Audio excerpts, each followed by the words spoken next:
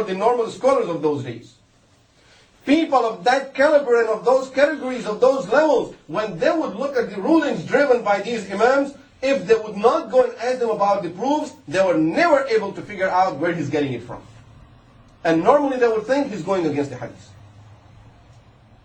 Once Imam Shafi Rahimahullah, as he's sitting in the gathering of Imam Malik Rahimahullah, a person came and asked Imam Malik a question of fiqh. He said, I had a puppet that sings with beautiful voices. I sold it to a man who came to me after a few days and said that your puppet is always quiet. You told me that I paid all the price for because you told me that it sings all the time. But it never sings anything, it just stays quiet. So he says, I got into argument with this man. And I said, no, it always keeps on singing. And he said, no, it's always quiet. So I said, Wallah, I swear by God, and I'm so sure about it that my wife would be divorced if it ever stays quiet.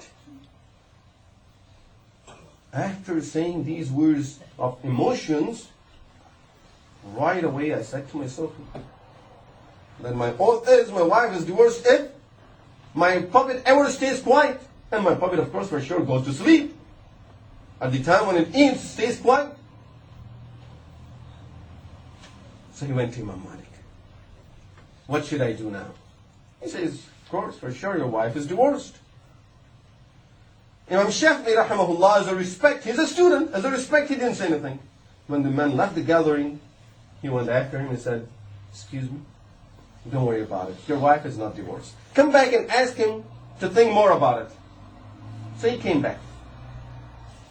And he said, is there any way that you can think more about it and find a way for me? He said, I can't think of anything else. He said, this young man sitting over here, he told me, he just informed me that my wife was not divorced. So Imam Malik got very upset. He looked at Imam Shafi and said, did you say this? He said, yes, I said it because I have driven this rule from a hadith. I have a proof for it. That from a hadith? What hadith is that? He said the hadith. When a woman came to Rasulullah sallallahu alayhi wasallam and asked him his opinion that should she marry a person with the name Abu Jahm? Abu Jahm proposed to her and she wanted to ask Rasulullah sallallahu alayhi wasallam's opinion.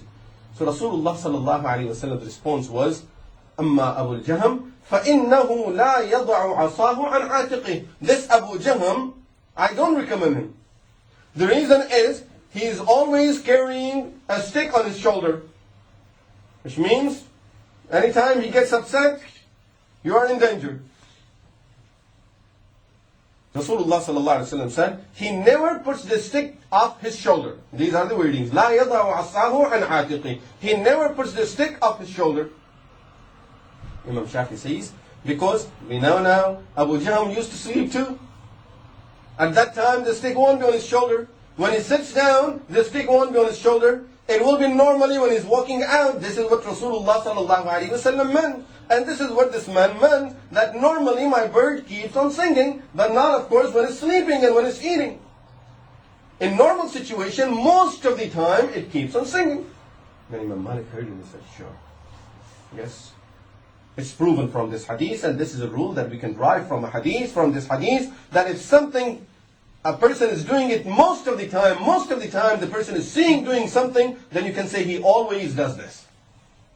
A person who blinks his eyes occasionally, and he has that habit, every some minutes he keeps on blinking his eyes. We tell him, you always blink.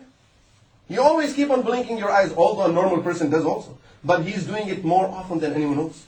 And he's, of course, we tell him you always do it, doesn't mean every second he's doing it. It may be every few minutes he's doing it. A person people who have these type of habits, you look at what they do at the majority of the time, most of the time, how they are seen. SubhanAllah. See where they're driving the rules from. Look at the deep understanding that Allah subhanahu wa ta'ala blessed these people with. Once looking at a man, Humaydi, and I'm not sure if anyone can recall who is Imam Humaydi Rahimahullah. He is the teacher, if you study Sahih al-Bukhari with the chain of narrators, he is the teacher of Imam Bukhari Rahimahullah. The student of Imam Shafi Rahimahullah. Look at the connection. Imam Humaydi Rahimahullah says, once we were walking.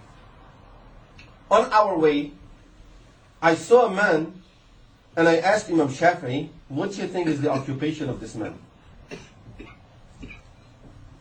Just by seeing a man that none of them knew who that man was, he says, I asked him, what do you think is the occupation of this man?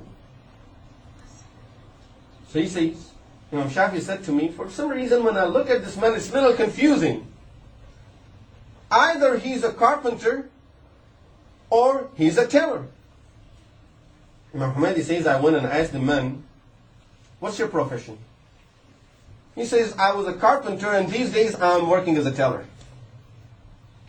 A man comes to the masjid and he's standing looking around. Imam Humaydi says that Imam Shafi said to me, go and tell him that your slave who has run away from you is not in this masjid, is in the prison. So he said, I was so surprised. I asked him, do you know the man? No, I don't know the man. Who told you that his slave has run away from him? He said, you just go and tell him. He said, I went and told the man. So he came with me to Imam Shafi. He says, now you know, of course, where he is and how he ended up being in prison. He said, I've never seen your slave. I have never seen you. I have never seen your slave. I don't know who you are. Then how are you able to say that I lost my slave who have run away from me, and then you are able to tell me that he's in prison?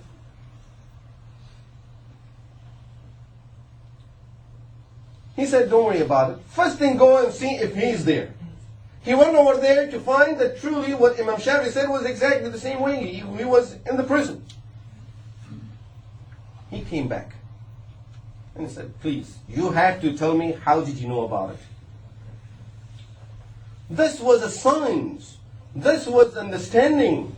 This was the knowledge that Allah subhanahu wa ta'ala blessed these people with. How? Where did they get it from? And how was he able to figure it out that appropriately and so perfectly? Inshallah, we'll talk about it in our next session. أقول قولي هذا وأستغفر الله لي ولكم ولسائر المسلمين والمسلمات وآخر دعوانا أن الحمد لله.